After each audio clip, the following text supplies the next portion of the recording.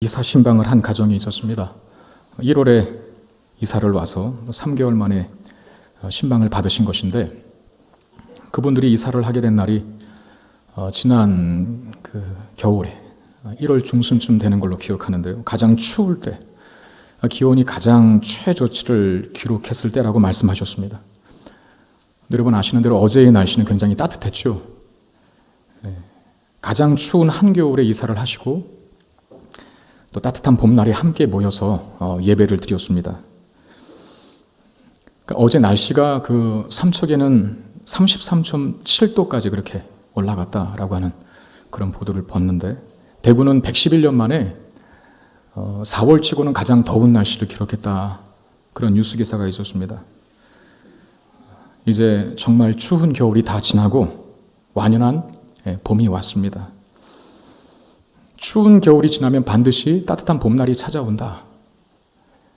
이 대자연의 순환, 사실은 그 대자연의 순환의 주인은 하나님이시죠.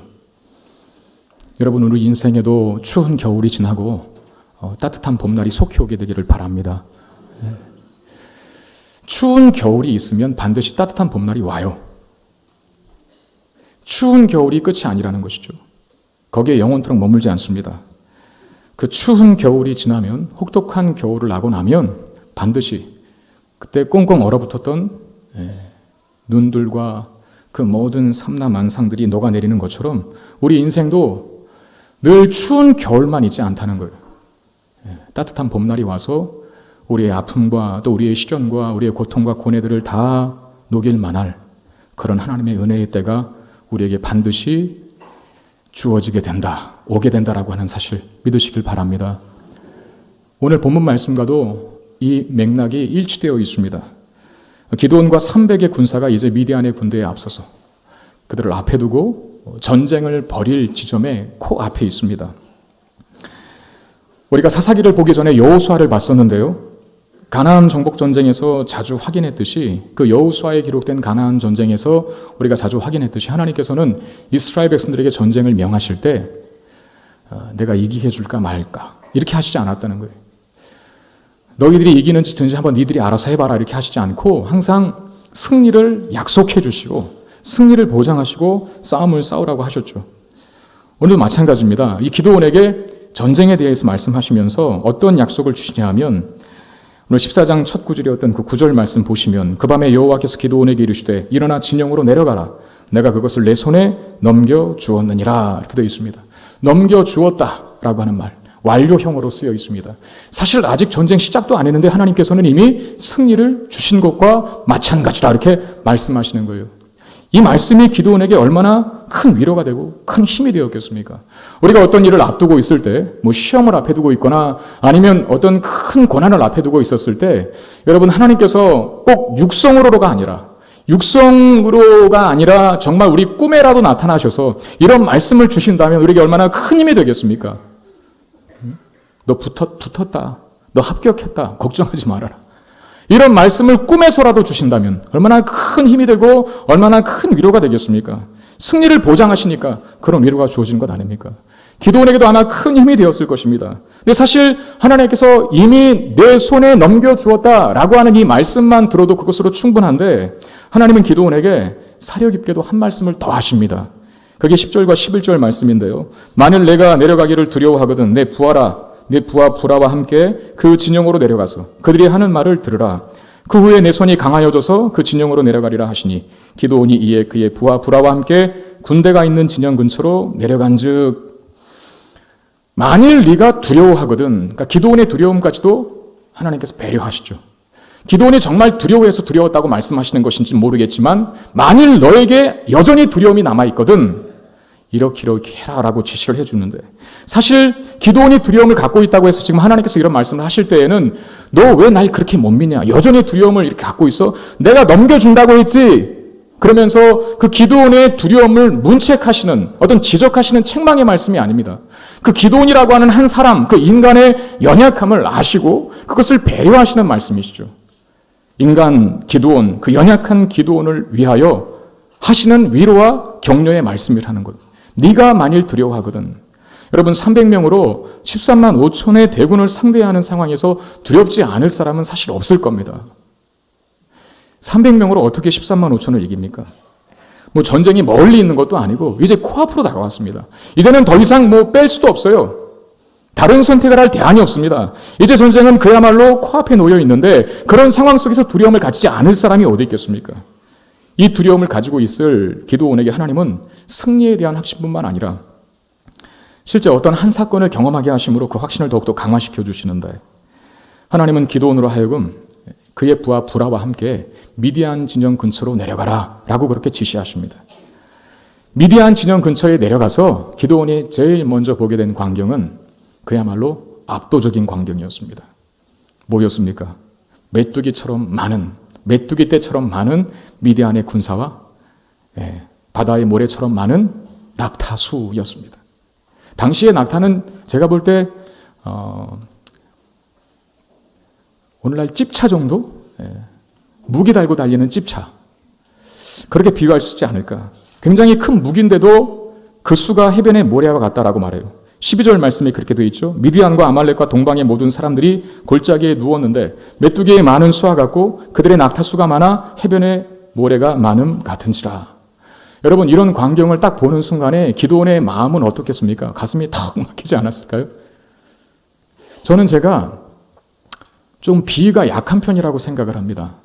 한 번은 저희 장모님께서 여러분 이렇게 회를 좋아하시는 분들은 그 근사한 횟집에 가서 말고 이렇게 싸게 파는 회 있지 않습니까? 그냥 회만 포장해서 싸오는 그 회를 사와서 드시면 그 회를 먹고 나머지가 오죠. 그 찌끄러기 있지 않습니까? 그 머리도 있고 뭐 꼬리도 있고 하는 그 고기를 가지고 그 생선을 가지고 뭐 합니까? 매운탕을 끓여 먹죠. 저희 장모님이 제가 또 회를 별로 안 좋아하니까 그 매운탕을 맛있게 해서 큰 대접에다가 저를 아주 잔뜩 퍼주셨어요. 그런데 제 그 대접에 놓인 그 매운탕의 그 내용물들은 머리. 그 생선은 머리라 하나고 대가리라 그러죠.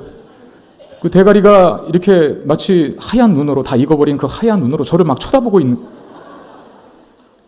그리고 막 지느러미 같은 거 이런 걸 그냥 제거를 안 하시고 그냥 끓여서 한 대접 푸셔서 드시게 하고 주신 거예요. 많이 드시게.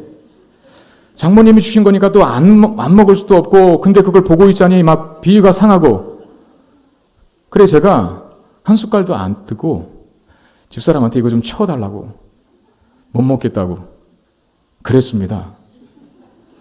싫은 걸 어떻게 해요? 뭐 싫은데 억지로 먹습니까? 이미 결혼했고 아직 결혼을 하지 않았다면 제가 죽을 각오를 하고 먹었겠죠. 근데 이미 결혼 다 했고 애도 낳았거든요. 뭐 꼭 그 싫은 것까지 뭐 억지로 뭐 잘 보려고 그럴 필요는 없다는 말입니다. 저는 그걸 못 보겠어요. 그거 잘 못 먹겠어요. 근데 이상하게 또 닭발은 먹어요, 닭발을. 그 닭발도 징그럽거든요, 자세히 보면. 또 번데기도 먹을 수 있고. 근데 왜 그 생선 대가리는 그렇게 자신이 없었는지. 사실은 비위가 좀 약한 편이에요. 가끔씩 그런 생각을 해봅니다. 그 소방관들이나 아니면 의사 선생님들 같은 경우에는 때로는 참 보기 싫은 광경도 봐야 되지 않습니까? 소방관들 같은 경우에는 참혹한 사고 현장에 가서 때로는 훼손된 시신을 수습도 하고 하는 일들을 해야 되는데 또 의사 선생님들은 수술대에 오른 환자 정말 때로는 이 머리를 탁 열 때도 있고 또 배를 열 때도 있고 하는데 그 광경은 사실은 웬만한 강심장이 아니고서는 못할 것 같아요. 저는 그래서 저 같은 사람은 물론 되기도 어렵지만 그냥 시켜준다고 해도 못 가질 직업 중에 하나가 소방관이나 의사 선생님 이런 것 같습니다. 돈 많이 주고 시켜준다고 해도 저는 거절할 것 같아요. 여러분 우리가 눈으로 확인하기 싫은 것이 있지 않습니까? 차라리 확인하지 않고 그냥 덤볐으면 모를 걸 그 눈으로 딱 보여주시거든요, 하나님이. 제가 우리 청년들을 데리고 한 번은 필리핀 단기 선교를 간 적이 있는데 둘째 날인가 그 필리핀 산지촌으로 가서 복음을 전하는 그런 일정이 있었습니다. 그 선교사님이 저희들이 이렇게 스케줄을 잡아서 인솔에 가시는데 궁금하죠. 얼마나 가야 되는지. 뭐 산 넘고 물 건너 바다 건너 바다는 아니죠. 산 넘고 물 건너서 가야 된다 하는데 궁금한 거예요. 얼마나 갑니까? 얼마나 걸립니까? 그랬더니 돌아오는 답변은 금방 간다. 얼마 안 걸린다. 이 대답만 돌아온 거예요. 그래서 저도 운동화를 신고 모자를 꼭 써야 한다니까 모자 쓰고 또 선크림을 바르고 준비를 했습니다. 그리고 걸어가기 시작하는데 처음에는 물이 너무나 개울들이 너무나 많은 거예요. 산길을 걸어가야 되고 강을 건너야 되니까. 그래 처음에 새 운동화를 가지고 갔는데 그 운동화가 젖을까 봐서 그 운동화 어떻게든지 적시지 않으려고 뛰어가기도 하고 넘어가기도 하고 그러다가 신발을 벗고 맨발로 걸어가기도 하고 물을 건너서 그렇게 했어요. 근데 이게 끝이 없는 거예요. 결국은 그냥 신발 신고 젖고 뭐고 말 것 할 것도 없이 그냥 걸어갔는데 정말 거기까지 목적지까지 도착한 시간이 무려 4시간이나 걸렸습니다. 4시간을 아마 수십 개도 넘는 개울을 건너서 결국은 도착했어요. 기진맥진하게. 그분이 말을 안 하신 이유가 있더라고요. 얼마나 걸린다라고 하는 얘기를 했으면 분명히 안 가겠다, 못 가겠다 할 청년들이 있었을 거니까. 참 사역을 잘하시는 것 같아요. 네. 근데 때로는 우리가 알지 못하고 가는 게 나을 때가 있는 거거든요. 봐봤자 별 도움이 안 되는 순간이 있어요. 하나님께서 왜 미디안 진영 근처로 기도원을 보내셨습니까? 확신을 주시려고. 확신을 강화시키려고. 근데 이게 지금 확신을 주시는 겁니까? 엄청나게 많은 메뚜기 떼를 보게 하고 메뚜기 떼처럼 많은 미디안 군대를 보게 하고 또 해변에 모래와 같이 많은 낙타수를 보면서 확신을 가질 사람이 어디 있겠어요? 더 주눅이 들죠. 하나님께서 잘못 선택하신 것 같아요. 왜 그렇게 하셨을까 하는 궁금증이 듭니다. 근데 기드온은 이 미디안 진영 근처에서 경험한 것은 이 미디안 대군을 실제로 목격한 것만이 다가 아닙니다. 또 다른 광경을 목격하게 되는데 그 미디안에 속한 적군들이 하는 이야기를 들은 겁니다. 미디안 군인 2사람이 나눈 이야기 이런데 한 사람이 꿈을 꾸었는데 아주 꿈의 내용이 기괴합니다. 보리떡 한 덩어리가 미디안 진영으로 굴러들어와서 그 보리떡 한 덩어리가 미디안 진영으로 굴러들어와서 미디안의 장막을 부수러 다 무너뜨리는 거예요. 그 꿈을 꾸고 한 다른 친구에게 이 꿈을 이야기합니다. 그 군사가. 그랬더니 이 이상한 꿈을 친구에게 이야기해준 더 놀라운 것은 그 친구가 그 꿈을 해몽한 거예요. 어떻게 해석을 하냐면 14절 말씀 보시면 그의 친구가 대답하여 이르되 이는 다른 것이 아니라 이스라엘 사람 요아스의 아들 기드온의 칼이라 하나님이 미디안과 그의 모든 진영을 그의 손에 넘겨주셨느니라 하더라. 자, 미디안 진영으로 굴러들어온 보리떡이 누구라고 지금 합니까? 기드온이라고 해요. 사실 당시 이스라엘 백성들의 주식은 밀이었죠. 밀로 떡을 만들어 먹습니다. 빵을 만들어서. 근데 보리는 왜 그렇습니까?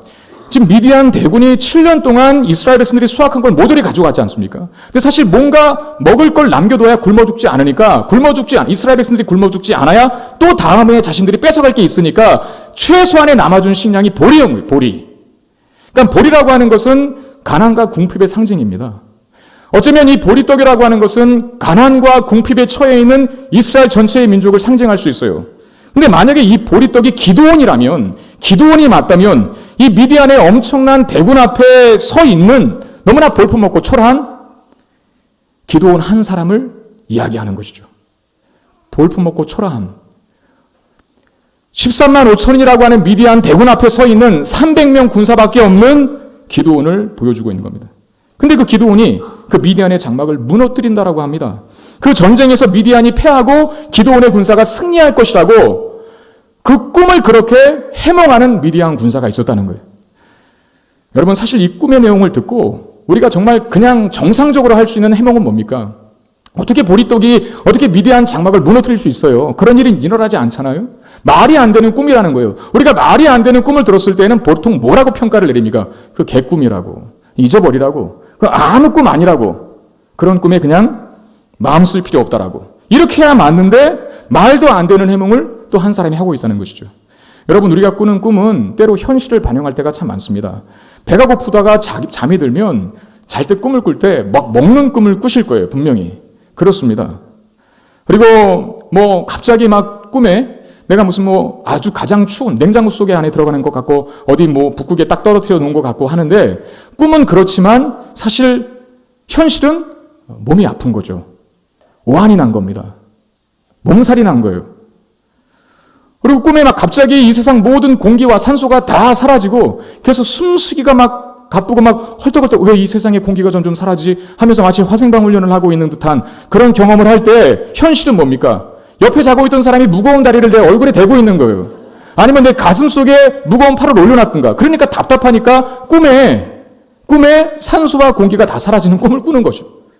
지금 이 미디안 사람들, 꿈을 꾼 사람과 그 꿈을 해석하는 사람의 상태는요, 사실 기드온과 일전을 앞두고 있지만 그들의 마음속에 이미 두려움이 차고 있었다는 거예요. 두려움이. 이스라엘 백성들을 겁을 내고 있다는 겁니다. 여러분 한번 잘 보십시오. 이제 하나님은 기드온에게 전쟁 승리에 대한 확신을 주시기 위해서 그로 미디안 진영으로 가라고 하셨습니다. 미디안 진영으로 간 기드온이 두 가지 사실을 확인해요. 하나는 자신 너무나 약하다는 겁니다. 왜 약하다고 생각할까요? 미디안 진영 근처에 가서 기드온의 눈에 맨 처음 들어온 광경은 그를 압도하기에 충분한 모습 아니었습니까? 메뚜기 떼같이 많은 군사와 해변의 모래처럼 많은 낙타의 수였습니다. 기드온의 군사는 고작 300명이었습니다. 여러분 13만 5천의 대군 앞에서 300명은 그래 우리 300명 있어? 그래 한번 해보자.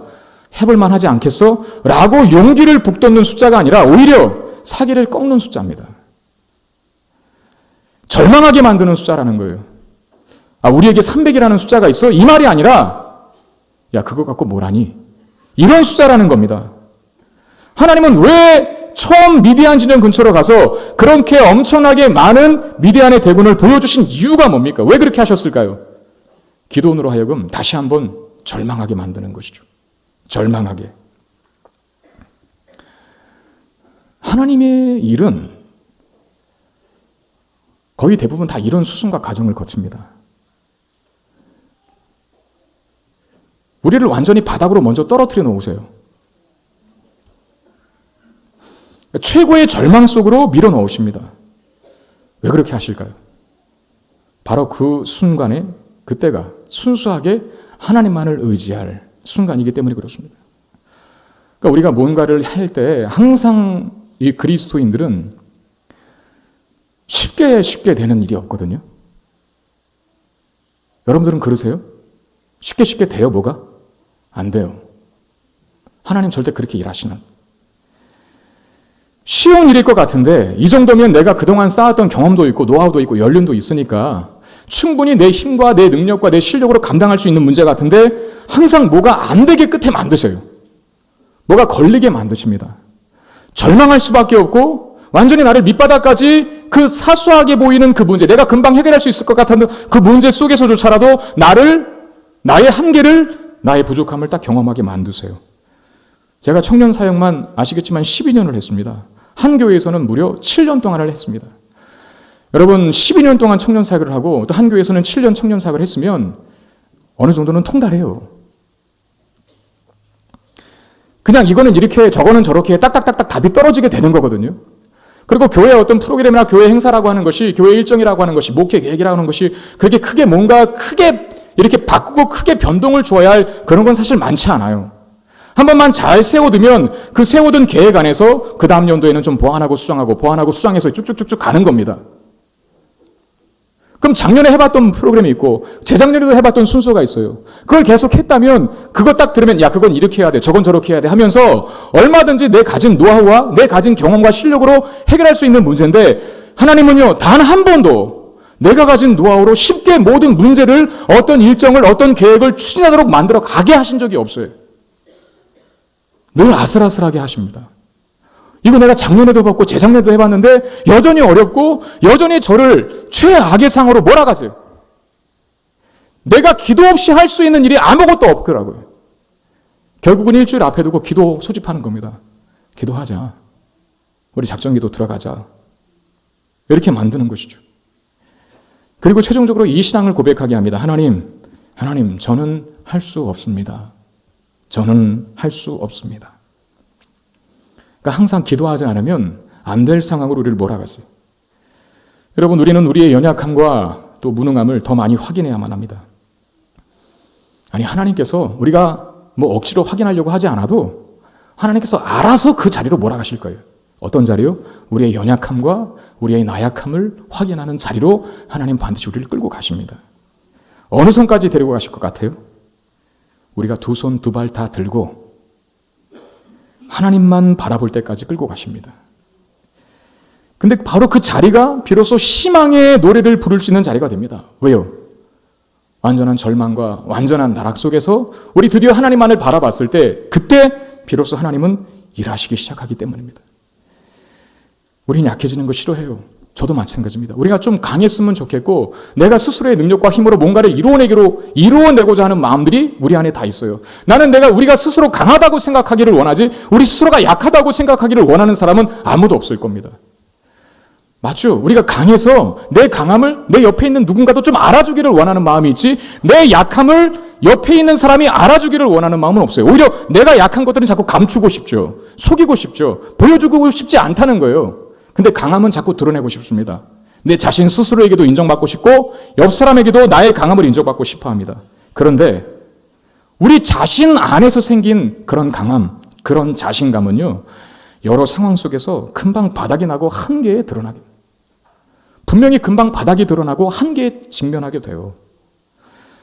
우리가 약해져 있는 그 순간에 우리 안에 있는 우리 자신으로부터 기인한 그런 모든 자신감들이 다 빠져나갔을 때 비로소 우리는 누구를 붙잡게 되는 줄 아십니까? 하나님을 붙잡게 되죠. 하나님을 붙잡게 되고 그때 우리에게 이전에 없었던 또 다른 자신감이 생기기 시작하는데 그게 뭐냐면 영적인 자신감이라는 거예요. 인간적인 자신감은 바닥을 보일 때를 만들어내시고 그 다음에 하나님 전 할 수 없습니다라고 하는 고백을 만들어내시면 그때 비로소 하나님이 우리를 붙잡아 일하시기 시작하는데 그때 우리의 자신감은 내 안에서 기인한 내 안에서 자생한 자신감이 아니라 신령한 자신감이에요. 영적인 자신감. 하나님께서 주시는 자신감. 그 자신감은 어떤 상황에서도 한계를 드러내지 않습니다. 지갑에 돈 한 푼 없어도 당당할 수 있습니다. 변변한 무기 하나 없이 골리앗 앞에서도 결코 두려워 떨지 않습니다. 하나님께서 주시는 그 영적인 자신감을 갖고 사는 자는 그렇다는 거예요. 하나님은 우리가 여기까지 오기를 바라고 계셔요. 실제로 여러분 기드온은 이 미디안 진영에서 자신의 연약함을 확인합니다. 왜? 두 눈으로 똑똑히 보고 있으니까요. 자기는 300밖에 없는데 맞서야 할 적은 14만 5천을 정말 그 두 눈으로 뜨고 보기 때문에 그렇습니다. 그런데 하나님은 그로 하여금 기드온으로 하여금 약함만을 확인하도록 놔두시지 않습니다. 반전이 일어나게 하는데요. 기대를 품을 일이 생긴 겁니다. 무엇 때문에? 그게 바로 미디안 두 군사가 꿈과 관련된 이야기 속에서 얻는 그런 희망 아닙니까? 그렇게 큰 미디안 대군이 고작 기드온을 지금 두려워하고 있어요. 여러분 기드온이라고 하는 사람의 이름이 이미 알려졌습니다. 참 희한하죠. 성경은. 어떻게 그 많은 미디안 대군이 13만 5천 중에 두 군사인데 어떻게 기드온을 알고 있을까요? 기드온이 무슨 처음부터 잘난 사람이 아니었거든요. 아시잖아요. 포도주출해서 소심하게 밀가 먹고 있었던 사람. 하나님이 뭐 한마디 하면 두 마디로 반항했던 사람. 별로 볼 볼 일 없던 사람이었는데 이미 그 기드온이 알려졌어요. 그 기드온의 이름이 거론되고 그 기드온을 두려워하고 있다는 거예요. 그들의 대화를 들은 기드온은 큰 용기를 갖게 됩니다. 그리고 큰 확신을 갖게 됩니다.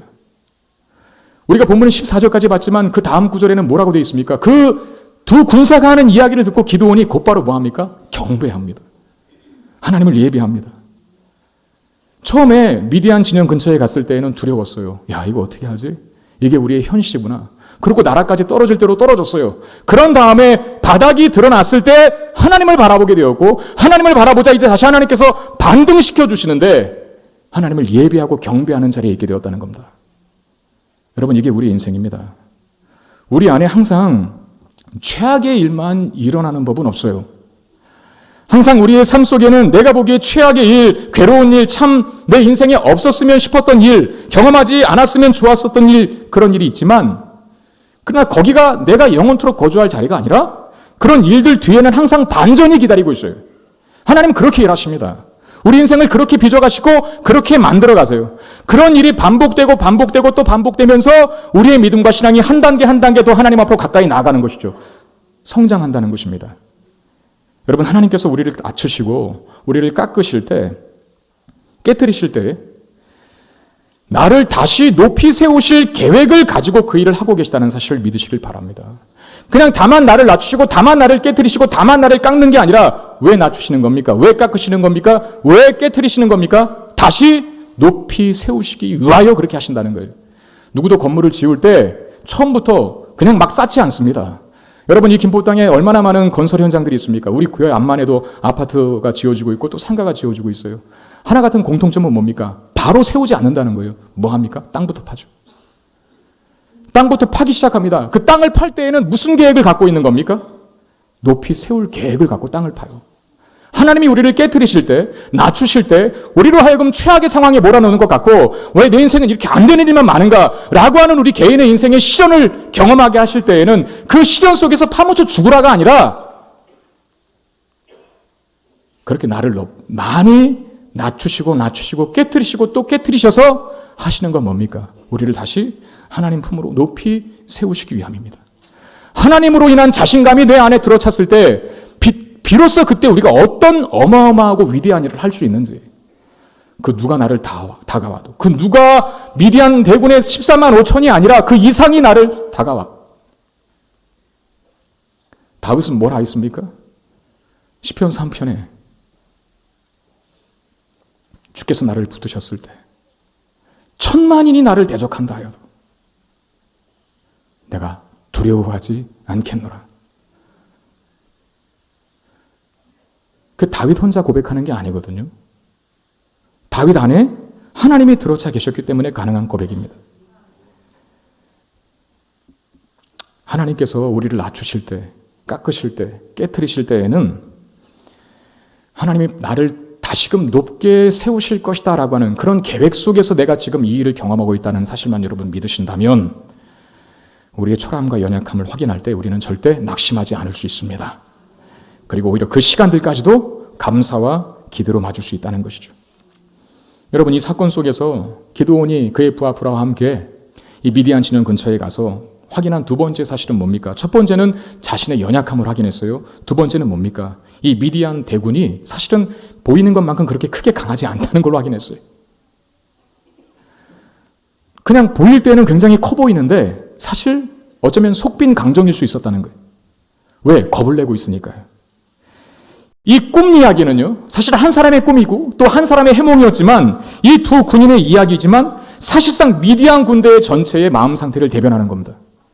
덩치는 큰데 지금 기드온을 겁을 내고 있어요. 두려워하고 있다는 겁니다. 여기서 우리가 뭘 확인합니까? 사실 우리를 두렵게 하고 힘들게 하는 것들 중에 대다수의 것들은 실제 우리에게 아무런 해를 가하지 못하는 것일 가능성이 굉장히 높다는 거예요. 그러니까 우리가 땡겨 걱정하고 있는 거예요. 땡겨서. 그냥 보기만 하고 무서워 덜덜 떨고 있고 아무것도 못하는데 사실 오늘 본문이 강조하고 보여주는 또 하나의 사실은 뭡니까? 미디안 대군이 엄청나게 많은 낙타를 보유하고 있고 강력해 보여도 사실 아무것도 아니라 하나님 그 말씀하고 계시다는 거예요. 겁내지 말라는 것이죠. 두려워하지 말라는 것이죠. 사실 그 문제가 설사 그 문제가 심각하고 치명적인 것이라 할지라도 여러분 우리는 하나님을 앞세우고 사는 사람들 아닙니까? 하나님보다 더 큰 게 어디 있습니까? 하나님보다 더 강력한 무언가가 어디 있습니까? 하나님이 함께 하시고 하나님이 앞에 가시면 하나님보다 강한 자가 없기 때문에 하나님의 계획과 뜻을 막을 수 있는 자가 없기 때문에 우리는 담대할 수 있는 것이죠. 사실 미디안 사람들이 이 두려워한 대상은 기드온이 아닙니다. 하나님이십니다. 그 14절에 뭐라 합니까? 이런 말씀이 있죠. 하나님의 미디안과 그 모든 진영을 그의 손에 넘겨주셨느니라. 여러분 이 말은 14절의 이 말은 이스라엘 중에 무슨 믿음 좋은 사람이 한 말이 아니에요. 기드온이 한 말도 아니고 이스라엘 중에는 선지자가 한 말이 아니라 꿈을 듣고 그 꿈을 해몽하는 미디안 군사가 한 말입니다. 하나님이라고 하는 명칭이 정확하게 들어가 있습니다.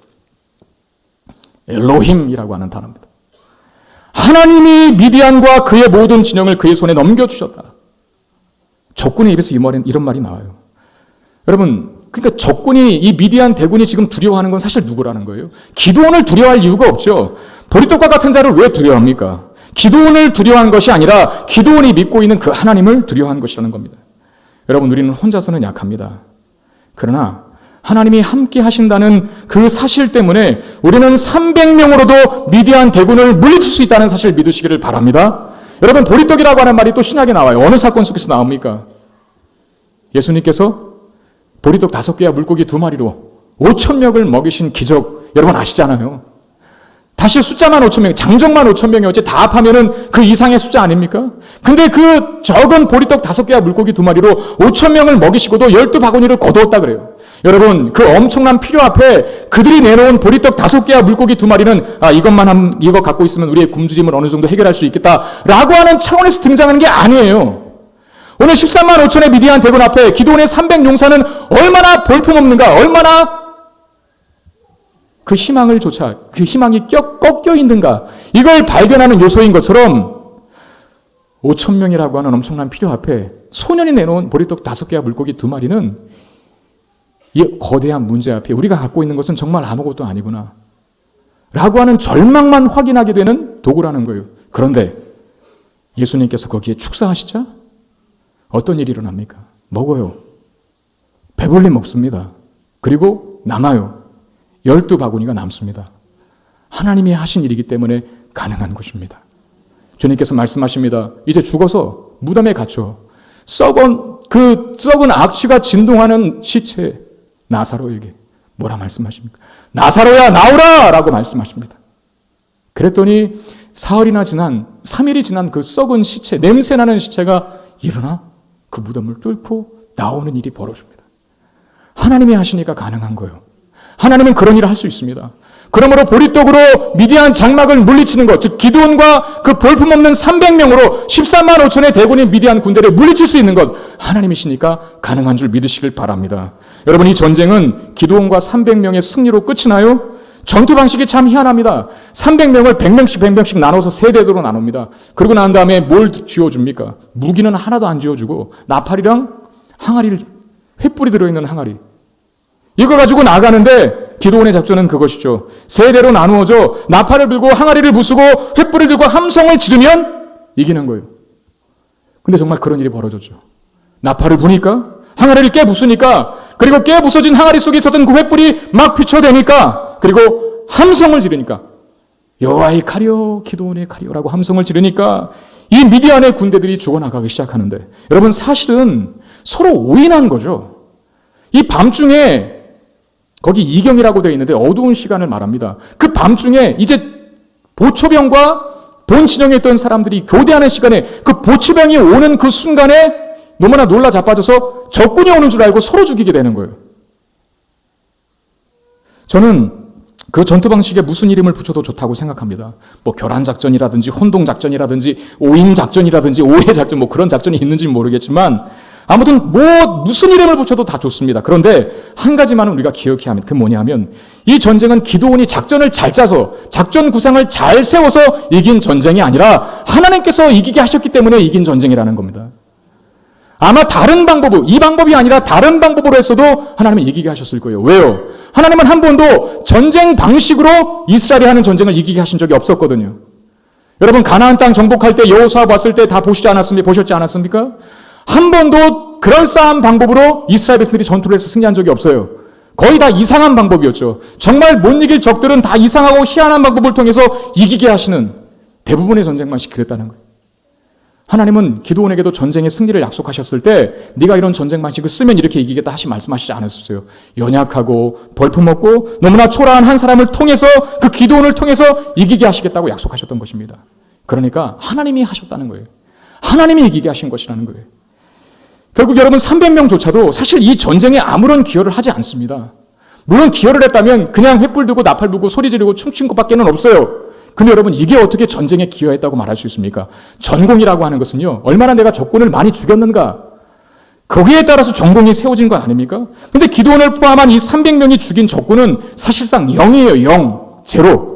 나중에야 도움을 청해서 다른 지파들이 가담을 해서 다 전멸시키긴 하지만 사실상 300명이 이 미디안 본진을 타격하진 않았다는 거예요. 뭘 말하는 겁니까? 기드온과 그의 300용사가 이긴 게 아니라 하나님이 그들을 통하여 이기게 하신 것이라는 거예요. 그들을 통하여. 여러분 하나님이 하시면 이깁니다. 보리떡으로도 하나님이 하시면 미디안 대군을 이길 수 있습니다. 이 하나님을 신뢰하며 사는 저와 여러분 되시기를 바랍니다. 그 하나님을 꼭 믿고 붙들고 사는 저와 여러분 되었으면 좋겠어요. 우리의 상황 때문에 여러분 낙심하지도 말고 반대로 자만하지도 마십시오. 여러분 하나님이 높이시겠다고 계획하시고 작정하셨으면 그 사람은 아무리 낮은 데 있어도 높아지게 돼요. 결국은. 여러분 하나님이 기드온을 높이시기로 작정하셨지 않습니까? 그를 처음부터 연약했는데 아주 겁쟁이였는데 아주 소심했는데 그를 처음에 만나 부르실 때 용사여, 큰 용사여라고 부르셨지 않습니까? 그렇게 만드시겠다고 작정하신 거예요. 그러니까 결국 기드온이 어느 자리까지 갑니까? 높아지는 자리까지 가요. 아무리 보잘것 없어도, 아무리 보리떡 같아도, 아무리 내 배경과 환경이 보잘것 없어도 여러분 하나님이 높이 세우시기로 작정하신 사람은 반드시 높아지게 됩니다. 그 누구도 막을 수 없어요. 그거는 그렇게 하나님이 작정하셨으니까 하나님이 하시면 됩니다. 그러나 반대로 내가 아무리 높아지려고 해도 하나님이 낮추시기로 하면 이 세상의 모든 천하를 내가 다 가졌다 하더라도 그 사람은 반드시 낮아지게 됩니다. 다 깨트려지게 돼요. 여러분, 하나님이 우리 인생의 주인공이셔요. 하나님이 우리 인생을 끌고 가십니다. 하나님이 우리의 인생의 주인공이 되시는데 정말 감사한 것은 우리의 인생의 주인 되신 하나님은 우리를 높이 세우시기를 원하신다는 거예요. 그래서 감사하죠. 다만 깨트리시지 않고 낮게 만드시지 않고 때로는 낮은 인생의 시기를 경험한다 할지라도 사실 그것도 어디에 포함되어 있는 겁니까? 높이 세우시기 위해서 깊이 파는 한 과정에 포함되는 것이죠. 결국 하나님께서 우리를 향해 가지신 궁극적인 목적은 우리를 다 높이 세우시기를 원한다는 겁니다. 기드온의 변화 과정을 한번 보시길 바랍니다. 그는 포도주 틀에서 밀을 까먹고 있던 자 아니었습니까? 용기와는 용맹함과는 전혀 상관이 없는 그런 사람이었습니다. 오히려 하나님을 향한 불만과 불신으로 가득 차서 하나님이 한마디 하면 불신앙적인 고백을 막 해요. 뭐 이래서 못돼 안 된다는 저라서 안 된다는 하나님이 살아계시면 왜 우리가 이 모양 이 꼴입니까? 라고 말하면서 내가 네 손을 통해서 미디안 대군을 물리치고 이스라엘 백성들을 구원하겠다 그랬더니 하나님 제 집안을 아세요? 제 집안 형편과 꼴을 보고 그런 말씀하세요. 이렇게 했던 사람이 기드온이었습니다. 근데 지금 어디까지 와 있습니까? 기드온이 300명으로 미디안 대군을 물리치는 자의 자리에 올라서 있습니다. 누가 그렇게 만드신 겁니까? 하나님이 그렇게 만드신 겁니다. 여러분, 그 기드온의 자리에 저와 여러분들 각자가 있다는 것을 믿으시길 바랍니다. 하나님 우리를 그렇게 빚어가실 거예요. 그렇게 만들어 가실 겁니다. 기드온처럼 지금은 볼품없고 지금은 초라하고 지금은 연약하지만 결국 하나님께서 우리를 올려 세우시는 곳은 어디냐? 300명의 군사로도 미디안의 13만 5천의 대군을 이길 수 있는 자로 만들어 가신다는 것입니다.